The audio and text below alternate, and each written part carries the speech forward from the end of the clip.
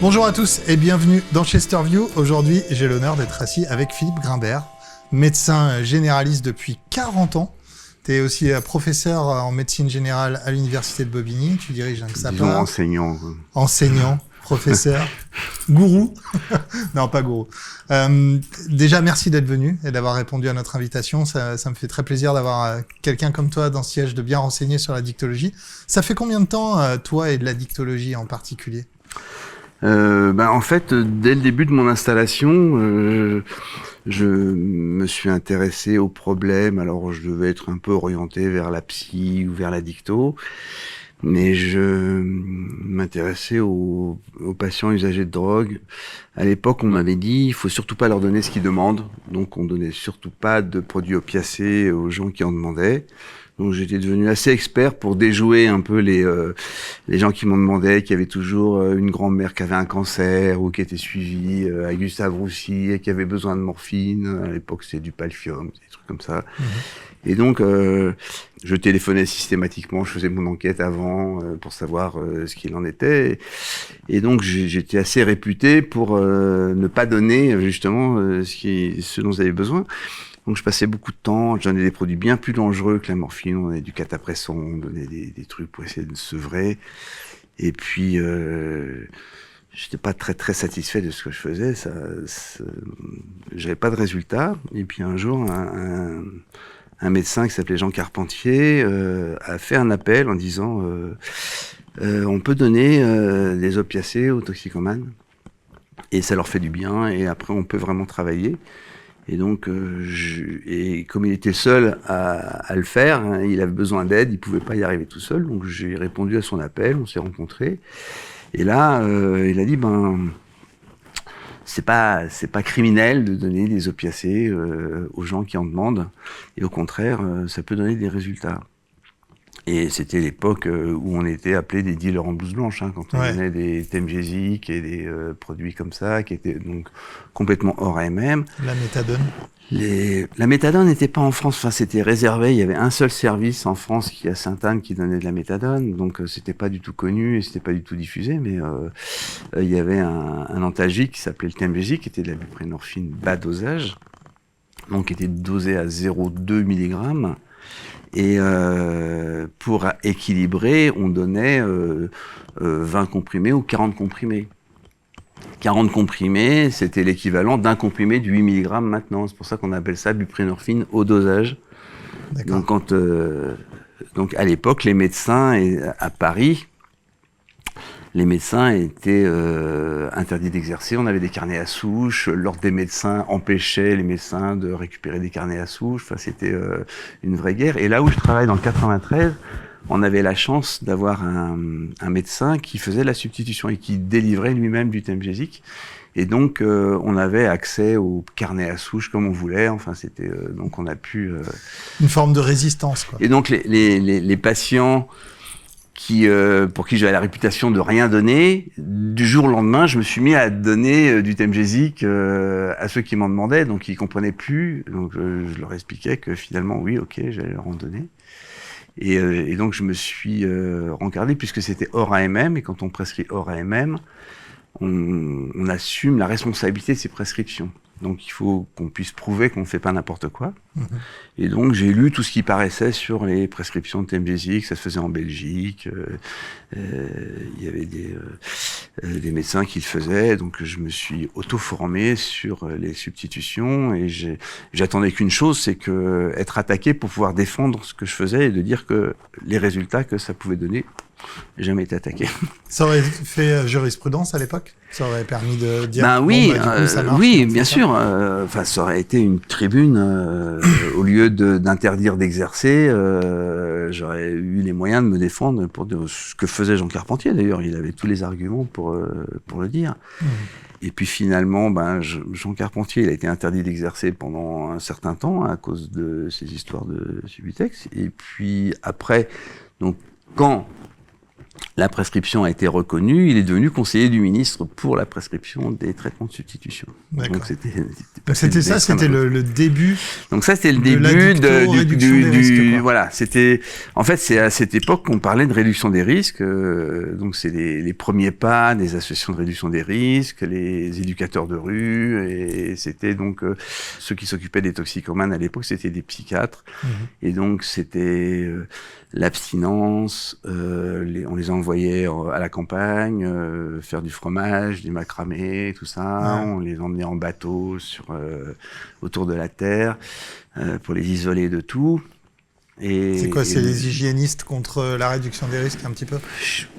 Ouais, peut-être que c'était déjà ça, ouais. C'était déjà les prémices. Il y avait les tenants, il y avait Olivenstein, qui était le pape de l'addicto, le premier, qui s'occupait de toxicomanes. Et la substitution venait du terrain, c'est-à-dire que c'était les usagers, quand on dit les usagers, c'était les patients qui réclamaient, et des médecins qui ont écouté leurs patients et qui ont commencé à travailler avec eux dans le même sens, et c'était en général des généralistes.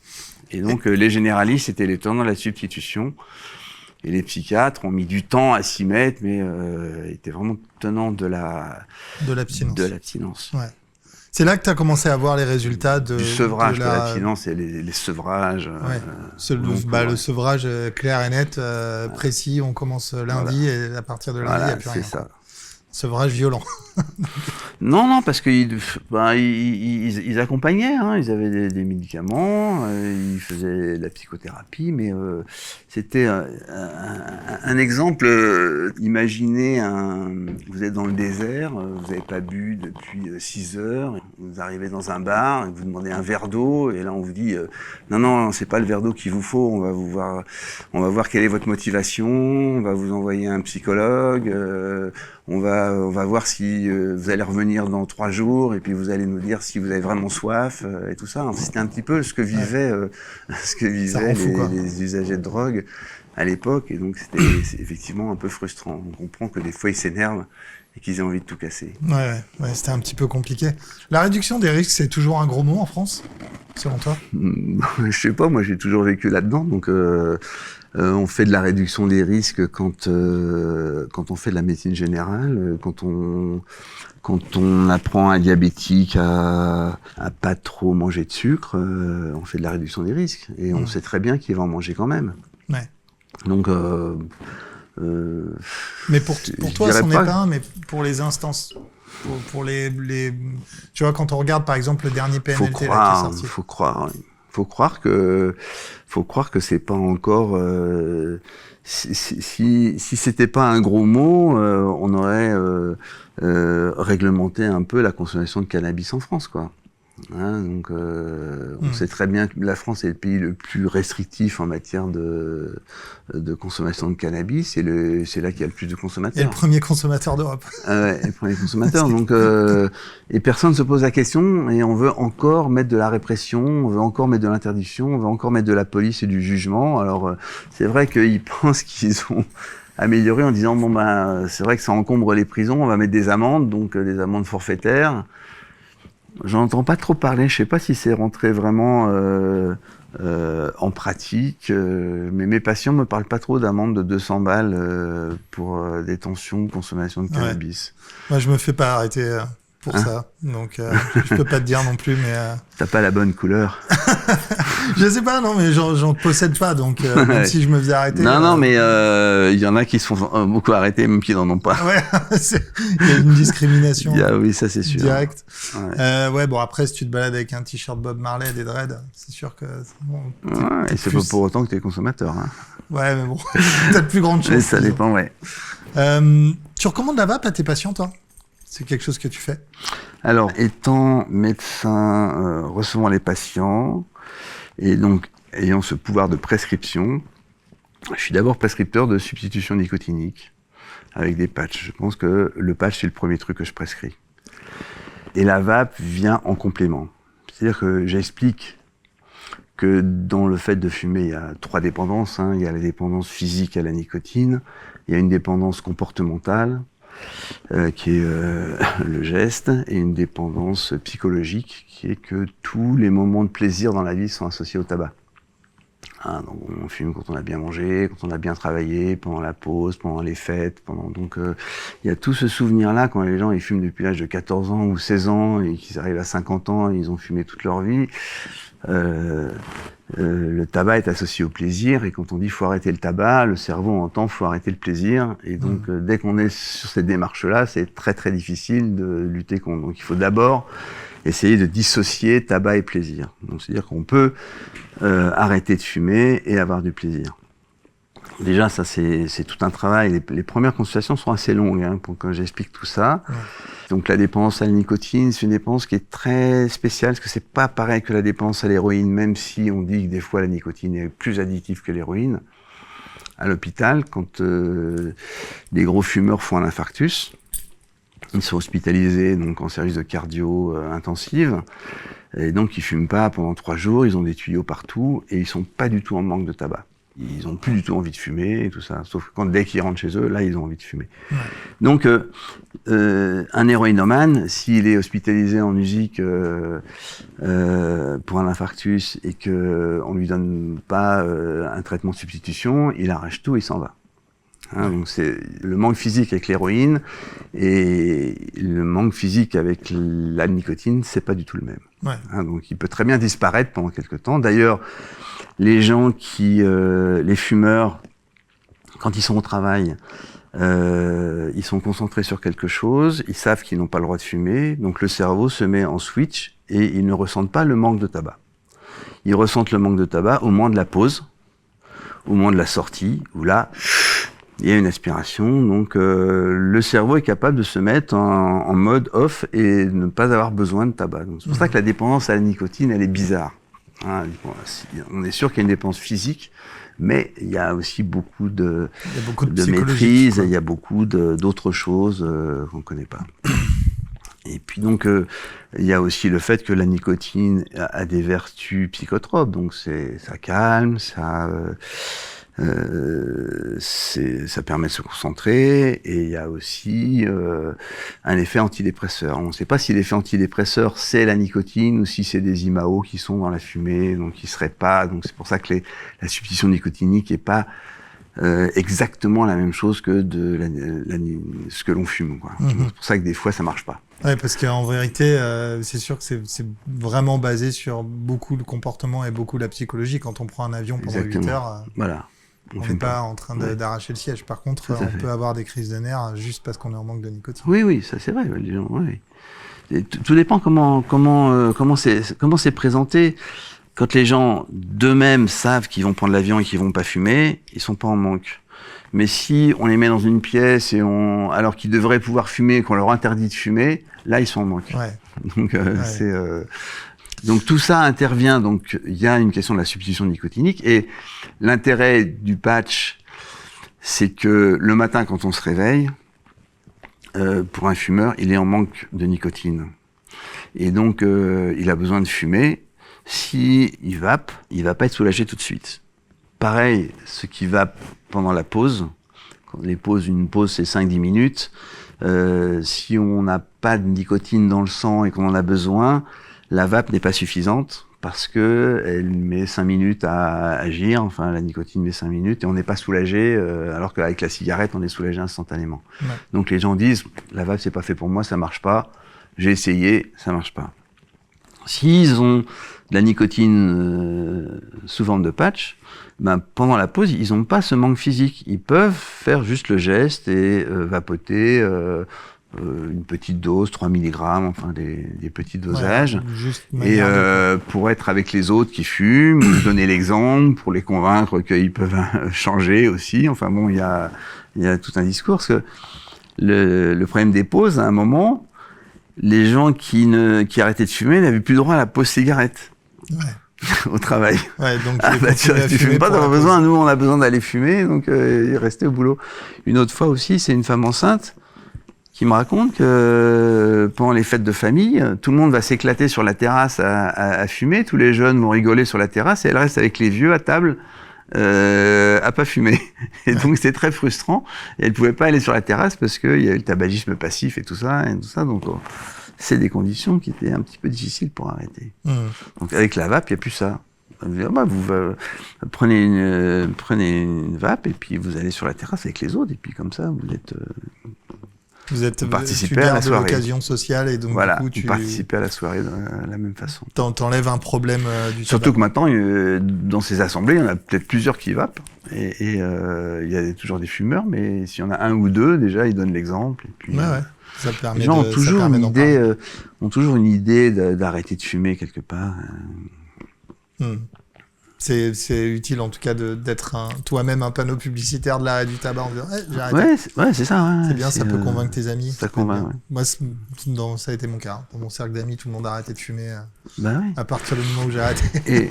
Et alors, donc j'ai été motivé par la dicto et dans ces cas-là, à l'époque je m'occupais pas d'alcool du tout. Les alcooliques, non, c'est pas pour moi, parce que je savais pas quoi faire. Et mon histoire avec le tabac s'est démarrée à la fac, parce que j'étais déjà à la fac, et on a fait ce qu'on appelle un audit tabac. Donc l'audit tabac, c'est essayer d'explorer la pratique des généralistes, puisque on définissait à l'époque, c'est dans les années 2000, le conseil minimal tabac. Le conseil minimal tabac, c'est que tous les généralistes demandent à leurs patients systématiquement où est-ce qu'ils en sont avec le tabac. Est-ce que vous êtes fumeur ? Combien vous fumez ? Est-ce que vous avez envie d'arrêter de fumer ? Rien que de demander ça, on a observé, une étude a montré que, sans aller plus loin, il y avait 2% d'arrêt à 6 mois. Rien qu'en demandant, sans même proposer un traitement ou quoi que ce soit. Ouais. Juste en posant la question, 2% d'arrêt, ce qu'on appelle le conseil minimal. Et on se rend compte que quand on pose cette question, qu'il y a beaucoup de gens qui disent oui, j'ai envie d'arrêter.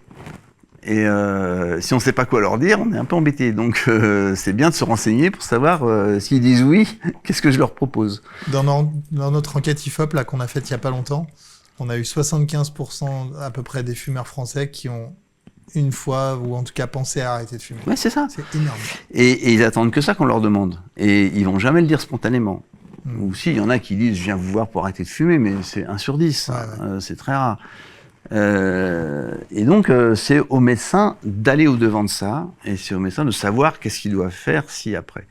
Et donc, en faisant cet audit, je me suis rencardé sur qu'est-ce qu'on fait, on propose des patchs et tout ça. Donc, pareil, comme j'avais fait avec le Subutex ou avec la Temgesic, et ça donnait des résultats. C'est-à-dire que c'est 2% sans rien faire, mais si on commence à proposer quelque chose, expliquer, raconter des histoires, expliquer comment marche le tabac, expliquer que la nicotine n'est pas toxique, que ce qui est toxique c'est la fumée, qu'il y a les goudrons, qu'il y a le CO. J'ai acheté un analyseur CO, mais en fait je m'en sers assez rarement, je m'en sers que dans certaines circonstances. Mais c'est ça qui m'a fait arrêter de fumer. Ouais, c'est ça. Quand je sens que ça va motiver les gens, je le sors. Ouais. En expliquant que c'est pas pour culpabiliser, mais c'est pour voir l'évolution. Ouais. Quand vous allez arrêter de fumer, vous allez voir votre CO il va descendre. Et donc voilà, c'est des petits outils. J'ai des outils motivationnels donc, que j'utilise pour toutes les drogues. C'est-à-dire que qu'est-ce que ça vous apporte de fumer ? Qu'est-ce qu'il y a comme inconvénient de fumer ? Qu'est-ce que ça va vous apporter d'arrêter de fumer ? Et qu'est-ce qui va vous manquer si vous arrêtez de fumer ? Donc, j'ai une petite feuille, je pose ces 4 questions, je les laisse répondre tranquillement chez eux, par écrit. Et à l'issue de ça, ils mettent une croix sur le niveau motivationnel. Est-ce que vous êtes très motivé ou est-ce que vous n'êtes pas motivé ? On ne fait pas la même chose. Si vous n'êtes pas motivé, on va travailler sur la motivation. Si vous êtes très motivé, on va travailler sur le passage à l'acte. D'accord. T'as quoi comme réponse à cette question de qu'est-ce que vous allez perdre si vous arrêtez de fumer ? Qu'est-ce qu'ils répondent les gens en général ? C'est très varié ou le plaisir. Le principal, c'est le plaisir. Ouais. Pour eux, c'est vraiment oui, je veux arrêter de fumer, mais je sais que c'est mauvais, mais j'aime ça. Parce que, alors j'aime ça, je dis, mais t'aimes quoi ? Le goût ? T'aimes avoir du goudron et tout ça ? Donc j'essaie de les convaincre que, qu'est-ce qu'ils aiment ? Est-ce que c'est la nicotine ? Est-ce que c'est le geste ? Est-ce que c'est le rituel ? Parce que là, on a passé le jour de l'an chez les amis, une fille avait recommencé à fumer, donc on continuait de discuter, mais elle allait passer 5 minutes dehors à fumer sa cigarette. J'imagine seule, c'est quoi le parce plaisir là, il y a quand même moins de fumeurs maintenant. Hein? Elle était seule ou... Ah ben oui, elle était toute seule, bien sûr. Ouais. Elle allait fumer, donc elle s'occupait des chats qui étaient dehors et tout ça. Donc bon, elle trouvait son intérêt, mais et je lui dis mais il est où ton plaisir? Elle me dit ben non, mais j'aime ça. Alors elle vapote aussi, hein, donc mais là elle avait besoin elle fume 3-4 cigarettes par jour, mais elle avait besoin de ces 3-4 cigarettes. C'était son moment. Je pense que c'est un moment où les gens se retrouvent seuls et qu'ils ont besoin de ça et qu'il faut respecter ça et puis voilà donc. C'est quoi ton avis sur la hausse des prix du tabac? La hausse des prix du tabac, ça c'est fait efficace chier. Pour arrêter de fumer, ça dissuade les fumeurs selon toi? Ça dissuade les jeunes de commencer, mais ceux qui sont fumeurs et qui sont pauvres, ça les met dans la merde, encore plus. Parce que eux, ils n'arrêtent pas de fumer parce que c'est cher.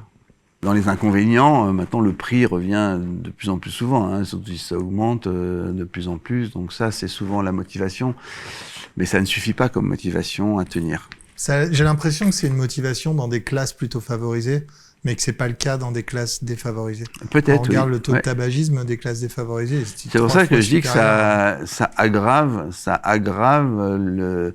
la précarité des gens qui sont pauvres et fumeurs. Sans corriger leur tabagisme, forcément. Sans corriger leur tabagisme. Parce que ils n'ont pas forcément l'idée d'aller consulter un tabacologue, parce que c'est souvent secteur 2, plus cher. Et puis c'est pas leur priorité. En fait, les gens qui sont pauvres, la consommation d'alcool ou de tabac, c'est ce qui les fait tenir, en fait. Et donc c'est pas leur priorité de se soigner. Leur priorité, c'est de manger, d'offrir des cadeaux à Noël aux enfants. Ils ont 20 euros, c'est pour les enfants, mais c'est pas pour se soigner. Hein.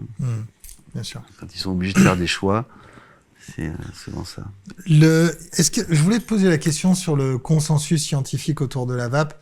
Tu as travaillé avec beaucoup de médecins généralistes, en forme même maintenant. Enfin, tu leur apprends le métier. Est-ce qu'il y a un consensus dans le monde scientifique, à l'ordre des pharmaciens ou à l'INCA ou dans tous les organismes comme ça qui s'occupent du tabagisme et de la nicotine en général? Est-ce qu'il y a un consensus sur la nocivité de la vape? Non, je crois qu'il n'y a pas de consensus ni sur la nocivité ni sur l'absence de nocivité. Il n'y a pas de consensus. Les gens ne savent pas trop où ils en sont, et quand j'entends des pharmaciens, moi j'ai des pharmaciens qui ont refusé de délivrer des patients 2 patchs par exemple. Je mettais 2 patchs par jour, les pharmaciens refusaient de délivrer. C'est trop. Alors bon, il y a pharmaciens et pharmaciens. Je rapporte les propos des patients, hein, mais des pharmaciens qui ont dit surtout ne fumez pas avec un patch. Donc, ce qui fait que les gens, ils fument, ils retirent le patch. Donc voilà, tout ça, c'est des idées à déconstruire. Alors, je veux pas me mettre les pharmaciens à dos, parce que je travaille justement sur la codisciplinarité entre les médecins et les pharmaciens, et plus on est proche et plus on travaille mieux ensemble au bénéfice des patients. Mais quand je vais dans les pharmacies, je suis effaré, quoi. Quand je vais pour acheter un médoc ou des trucs comme ça, j'en entends des vertes et des pas mûres. Ouais, j'imagine bien, ouais. Surtout sur les mythes de la nicotine et du patch. Alors oui, voilà, c'est ça. C'était les patchs, la vape, Anne Born nous disait que ça avait évolué, cette posologie des patchs, et que c'était maintenant... oui, heureusement que ça évolue, mais ça reste encore, quoi. C'est-à-dire qu'il y a encore des mythes. L'histoire de dire que la vape est plus toxique que la cigarette, je l'ai entendu dans un service de gynéco. Hein. C'est dire, oui, non, ce qu'on entend, on sait pas trop, on n'a pas le recul. Merde. Oui, on n'a pas le recul, on a 15 ans de recul déjà, mais le tabac, on a du recul. Hein. On a 100 ans de recul. On a beaucoup de recul. Ouais. Mais par exemple, pour les femmes enceintes, toi, si tu as une femme enceinte qui vient et qui te dit, bon, j'ai essayé les patchs, les gommes, ça marche pas, je suis enceinte, je vais arrêter de fumer. Je lui dis, n'écoutez pas ce que vous regardez dans les journaux ou ce que vous entendez à la télé. Ouais. j'essaye, avant de dire ça, d'avoir obtenu la confiance. C'est-à-dire que j'ai raconté toutes mes histoires avant et une fois que je pense que je suis écouté, je dis la toxicité de la vape, c'est de la connerie. Bien sûr que c'est mieux de rien prendre. Oui. Mais ça s'appelle la réduction des risques. Ça s'appelle la réduction des risques. Et une femme enceinte qui fume, déjà, elle a honte. Donc, elle le dit pas facilement. Donc, quand elle vient voir un médecin qui est un tabacologue, déjà, c'est un bel effort. Donc, si vous venez me voir, c'est pas pour faire plaisir à votre bébé, c'est parce que c'est l'occasion pour vous d'arrêter définitivement. Donc, c'est pas pour reprendre après l'accouchement. Si vous reprenez le tabac après l'accouchement, c'est encore pire, parce que c'est là que vous allez intoxiquer votre enfant, votre bébé. Donc, c'est pour ça qu'on a monté à Montfermeil une consultation de tabaco pour les femmes enceintes qui permet qu'elles aient un rendez-vous dans la semaine. Hein, c'est quand les sages-femmes ou les gynécos qui suivent les femmes enceintes leur conseillent d'aller voir un tabacologue, elles ont rendez-vous dans la semaine, dans les 15 jours. Hein, c'est pas dans 3 mois après l'accouchement. Sinon ça sert à rien. Voilà. Donc voilà, on a mis ça en place et ça marche pas. T'as de bons résultats là-dedans? T'as beaucoup de femmes qui arrivent à arrêter de fumer? En général, on arrive à les faire arrêter de fumer. Enfin, ou alors elles viennent plus. Donc ça fait partie des échecs. Celles qui viennent plus, je sais pas si elles ont réussi ou pas, mais en général, j'essaie de les appeler pour savoir où ça en est. Faire du suivi. Et moi, j'ai l'impression que je sers à quelque chose. C'est bien, c'est pour ça que t'arrêtes pas, du coup. Voilà, c'est pour ça que j'arrête pas. Et j'essaie de transmettre un peu cette conviction que on peut faire quelque chose. Et tout à l'heure, j'ai dit que les alcooliques ne m'attiraient pas. Quand j'ai su comment prendre en charge les alcooliques, ils m'ont intéressé. Et donc, je sais que on peut traiter les patients qui ont des problèmes d'alcool. Il y a des façons de faire, il y a une rigueur à avoir, et quand on applique des règles bien précises, on y arrive. Alors qu'avant, je pensais que c'était désespéré. Ouais. Et donc, je pense que c'est l'avis de la plupart des médecins, puis c'est l'avis que j'avais moi, c'est que un patient dépendant de l'alcool, c'est désespéré, c'est beaucoup d'énergie pour rien et tout ça, alors que c'est faux. Mais il y a des traitements qui existent pour... Il y a des choses à faire. Il y a des choses à faire, en particulier rechercher les causes, les comorbidités psychiatriques. Enfin, on trouve, quand on cherche les motifs et qu'on aide les patients à trouver pourquoi, qu'est-ce que vient faire l'alcool ou que vient faire le tabac dans leur vie et tout ça, c'est plus facile après soit de les déculpabiliser de fumer. On peut arrêter de fumer sans prendre 20 kilos. Donc ça aussi, ça fait partie des fantasmes. Ouais, c'est sûr. Hein. C'est la plus grosse crainte, c'est de prendre du poids quand ils arrêtent de fumer, les gens. C'est ce qui est assez fou, quoi. Récemment, je voudrais switcher un peu sur la vape. On a eu le plan national de lutte contre le tabagisme là qui a été annoncé en décembre et qui est relativement bizarre en ce qui concerne la réduction des risques et notamment la vape. Tout ça sur l'autel de la vape, l'épidémie de vape chez les jeunes. C'est quoi ton avis là-dessus? Tu penses qu'il y a vraiment une épidémie de vape, que c'est un vrai problème? Vaut mieux je trouve que c'est bien l'épidémie de vape chez les jeunes. c'est mieux qu'une épidémie de tabagisme, hein, déjà. Et quand je dis qu'il faut, la notion de plaisir n'apparaît jamais dans la lutte contre le tabac et tout ça. Donc les jeunes ont du plaisir les jeunes, de toute façon, il faut qu'ils essayent tout. Donc ils essayent la vape, ils accrochent à la vape, ils continuent, et pour l'instant on voit que effectivement ça leur plaît. Je pense que dans les études qui sont faites, on montre que en fait c'est rare qui continuent à être dépendants de la puff ou des vapes et tout ça. C'est surtout les jeunes qui vapotent sont des anciens fumeurs qui sont mis à vapoter. J'explique l'inconvénient de la puff c'est pas forcément une mauvaise chose de l'avoir interdite parce que c'est très polluant, parce que on peut pas trop gérer, on peut pas mettre le liquide. Enfin, c'est vraiment, c'est vrai que c'est une incitation. Mais comment les gens essayent la vape? Mon fils m'a acheté une vape. Ah, j'ai essayé, mais non, ça me plaît pas, ça me convient pas. Non, c'est pas comme ça qu'on commence à vapoter. Il faut que vous alliez vous-même essayer les arômes, les produits, qu'on vous explique comment ça fonctionne et tout ça. Donc, il faut vraiment se déplacer dans les boutiques. En général, je pense que les vendeurs dans les magasins de vape sont formés. Enfin, moi, je trouve qu'ils donnent des bons conseils. Alors, effectivement, moi, je conseille, comme je prescris des patchs, donc je demande à ce qu'ils aient des vapes pas trop dosées. Et les vendeurs, ils augmentent un peu les dosages de vape parce qu'ils sont habitués à vendre plutôt du 16 mg chez les gros fumeurs. Donc, c'est un petit peu là qu'on pourrait s'entendre un peu mieux. Mais j'ai une question pour toi. On parlait d'alcoolisme tout à l'heure. Tu sais, il y a le Dry January, le janvier sec, qui a l'air de le défi de janvier. Voilà, le défi... Attention, faut pas confondre. C'est pas la même chose. Ah, ok. C'est le janvier sobre et défi de janvier.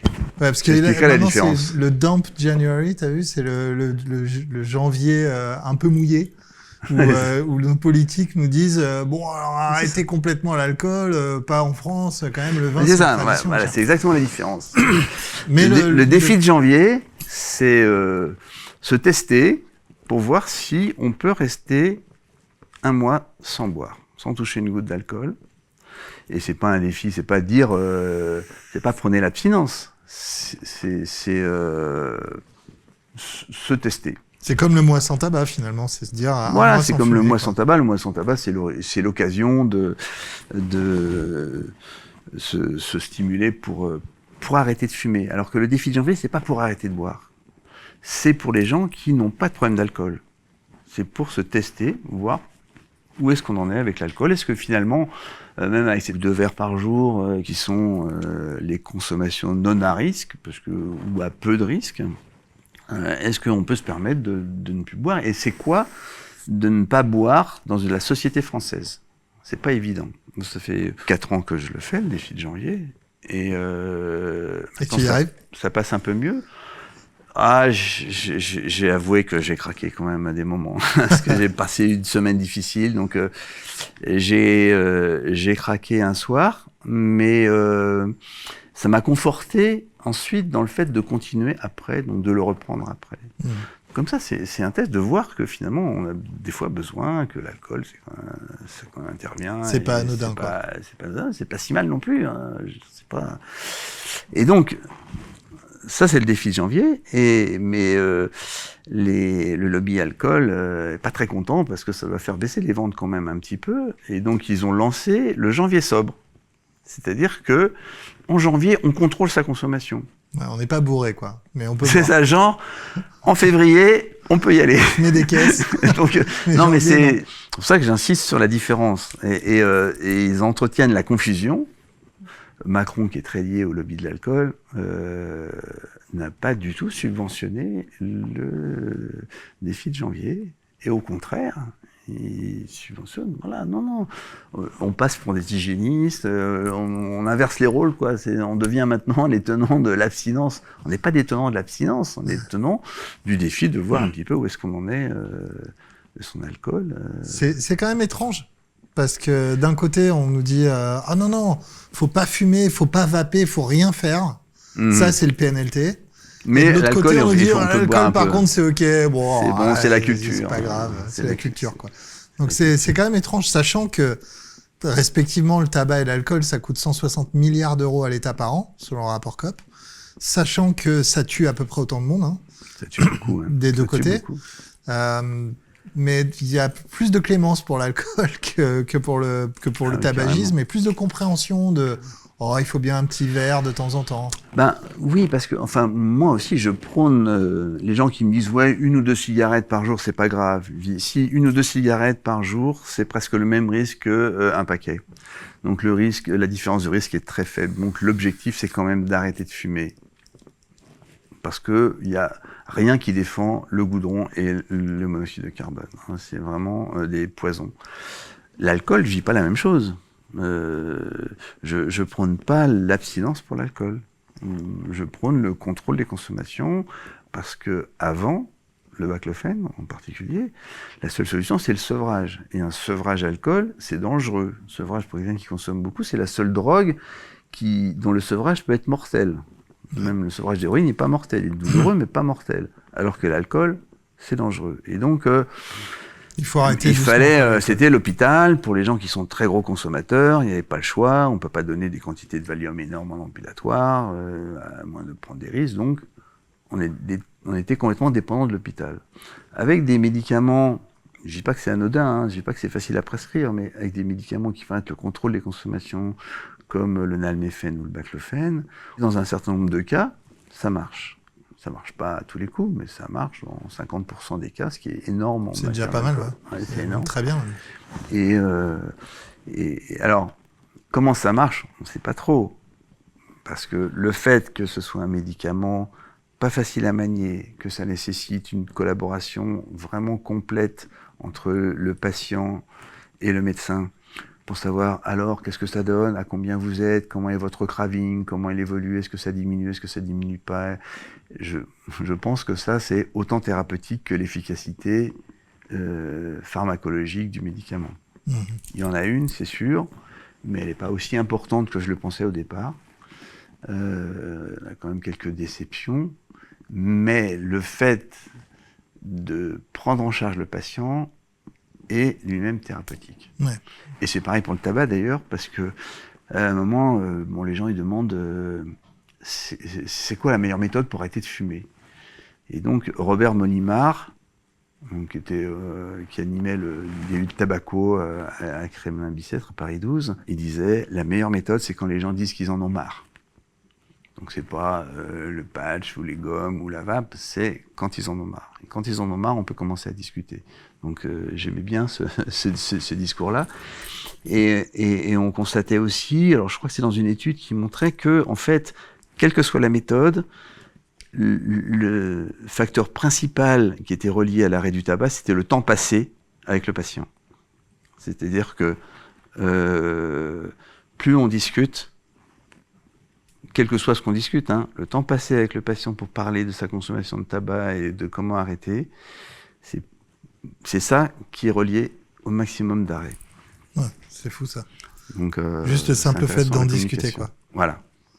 Et ça correspond au fait, le conseil minimal, c'est ça, hein, c'est on fait rien, simplement on suggère et les gens arrêtent. Et même les gens qui disent au conseil minimal, il y a des gens qui disent non, moi j'ai pas envie d'arrêter. Je suis bien avec mon tabac et tout ça. Je dis, ok, on n'essaye pas de les convaincre. On dit, vous voulez pas arrêter, mais si vous voulez arrêter, je suis là.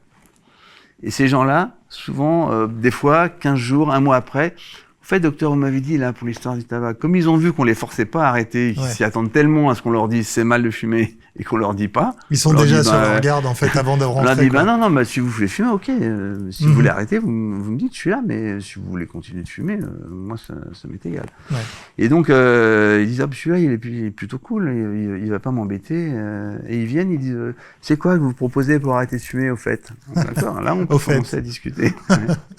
Au fait, c'est pour un ami, c'est pas pour moi. Et c'est ça que j'adore dans la médecine, en fait. C'est pas les médicaments ou les maladies, c'est vraiment cette relation-là de voir que comment les gens viennent d'eux-mêmes se soigner. Moi, je fais rien pour eux. Hein. Je leur explique comment faire. Tu leur montres la voie, quoi. Mais c'est à eux d'arpenter le chemin.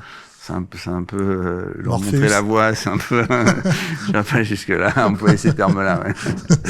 Ça fait trop Messi. Ouais, ça fait un peu trop gourou. Ouais. On a dit pas gourou en début d'interview. Ouais, je suis pas gourou. Pourquoi la perception de la vape est aussi mauvaise auprès du public, et est-ce que, à ton avis, cette mauvaise perception de la vape est liée au taux de tabagisme qui remonte? Je suis certain que le taux de tabagisme qui remonte, c'est lié à la mauvaise perception de la vape, ça c'est sûr. Et d'où elle vient? C'est parce qu'elle vient de l'information. Quand on voit des agences gouvernementales qui expliquent que à cause les arômes c'est mal, que la vape c'est dangereux, qu'il y a des quand on monte en épingle, les quelques accidents qu'il y a eu avec la vape, avec les histoires aux États-Unis, des gens qui vapotaient de l'huile de cannabis et qui sont morts, qu'on dit que c'est à cause de la vape, c'est comme si on fait des infusions de poison et qu'on dit que c'est à cause de la casserole, quoi. Donc des trucs comme ça, quand il y a une batterie qui explose dans une poche, on dit ben voilà, c'est dangereux, ça explose. Enfin bon. Mais on parle pas des voitures entières qui crament ou des bus qui crament entiers, les bus électriques, y a pas de problème. Donc tout ça c'est monté en épingle et je suis pas parano, mais quand même un petit peu. Je pense que le lobby du tabac est quand même assez puissant. Et dès que quelque chose est efficace pour faire baisser le tabagisme, le lobby tabac s'en empare pour le faire capoter. L'histoire, les paquets neutres, ils se sont battus comme des fous pour que ça ne passe pas. C'est quand même passé, donc finalement, il y a quand même eu un intérêt. Mais derrière, ils sont pas mécontents quand il y a un accident, quand il y a une histoire de vape montée en épingle. Donc pour toi, la vape, c'est pas un produit du tabac. L'étouffer. Ah non, pas du tout. Enfin, le tabac, c'est nicotine, goudron, CO. C'est fumée. C'est la fumée. C'est la fumée qui est mauvaise. Personne ne fume pour le goudron ou pour le CO. On fume pour la nicotine et pour le geste. Après, on essaye de voir donc comment on peut faire en sorte que ça soit le moins mauvais possible pour l'organisme. Donc, mais le nombre de gens qui pensent que c'est la nicotine qui est cancérigène et que c'est la nicotine qui tue et tout ça, c'est encore 80%. énorme. Hein 80%. Mais oui, mais c'est ça, c'est la nicotine qui est mauvaise. Ouais, non, mais alors je vape, mais zéro nicotine. Non, arrête. Bon, je baisse mon taux de nicotine au fur et à mesure. Ouais, j'explique pourquoi c'est mauvais, comme les gens qui fumaient des cigarettes légères, quoi. Ouais. Qui fumaient 2 fois plus de cigarettes légères. Je dis, voilà pourquoi c'était mauvais et que ça a été interdit. Avec aussi la limitation bientôt du taux de nicotine dans les cigarettes, ce qui est très bien, d'ailleurs, pour les cigarettiers. Si les gens ils vont en vendre plus. Bah, oui. Merveilleux. Ah, je savais pas qu'il y avait ça. Tiens, c'est dans les bacs, tu vois. C'est encore une loi très, très intelligente. Tu parlais des agences gouvernementales sans les citer. Mais c'est vrai, ça, ils vont baisser le taux de nicotine. C'est en pourparlers, de faire une loi pour limiter la nicotine dans les clopes, pour les rendre moins addictives, mais pour les fumeurs existants, ça va juste faire en sorte qu'ils vont en fumer 2 fois plus, quoi. Non, mais ça rend pas moins addictif. C'est délirant, ça. C'est complètement délirant, je suis d'accord avec toi. Tu parlais des agences gouvernementales. CNCT, ACT pour ne citer que, et l'OMS aussi, qui est farouchement aussi opposé à la vape et tout. Mais j'ai vu des discours contradictoires, des autorisations, puis des retours en arrière, enfin des trucs incohérents sur les dangers de la vape. Comment t'expliques ça, cette je opposition? Pas du tout. Je ne comprends pas comment des gens intelligents qui sont dans les agences puissent prendre des décisions pareilles ou avoir des avis aussi tranchés. Je me dis que les mecs, ils n'y connaissent rien, quoi. Et donc, des gens qui ont le pouvoir ne connaissent pas ou se font conseiller par certains spécialistes choisis, spécifiques, et qui ont des idées bien arrêtées au départ. C'est tout le problème des experts et des liens d'intérêt. C'est-à-dire que maintenant, les experts, ont tous des liens d'intérêt. Parce que sinon, ils ne seraient pas experts. Non, c'est faux. Moi, j'ai une expertise et je ne touche pas d'argent de laboratoires qui fabriquent des vapes, du liquide ou même des médicaments qui vendent des patchs ou les choses comme ça. Je sais quels sont les laboratoires qui les vendent et tout ça. La logique serait que, effectivement, les décisions soient prises par des politiques et pas par des experts, et que les experts conseillent les politiques, mais les experts de différents niveaux et de différents milieux, pas que des médecins, mais aussi du monde civil, des gens qui de tout horizon. C'est ce qu'ils font quand ils font des Macron, il a mis en place les concertations citoyennes pour pas mal de sujets. Il y en a eu pour le dépistage du cancer du sein par la mammographie. Les conclusions, c'était que le dépistage actuel ne servait à rien et qu'il devait être abandonné. dans sa forme actuelle.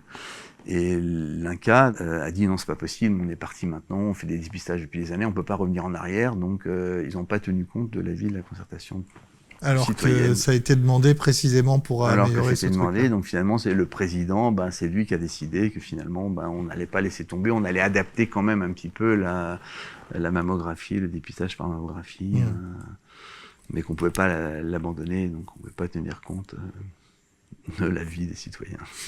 Ok, bah écoute, très bien. Merci beaucoup à toi, C'est Philippe. C'est tout bon. Est-ce que tu as un mot de la fin à rajouter sur tout ce qu'on s'est dit? J'avais pas pensé à cette conclusion-là. Je dis qu'il faut continuer de se battre, il y a de l'espoir, et à la fin, la vérité doit sortir. Je suis un optimiste. Très bien, ce sera dans le documentaire, ça. D'accord. Je le sais direct. Merci à tous d'avoir regardé cette émission. On se retrouve très vite sur la chaîne. Merci à toi, Philippe, d'être venu dans ce canapé. Merci à vous de m'avoir invité. Et il n'y a pas de souci, on se retrouve très vite, nous, sur la chaîne pour d'autres vidéos. Et en attendant, ciao, ciao.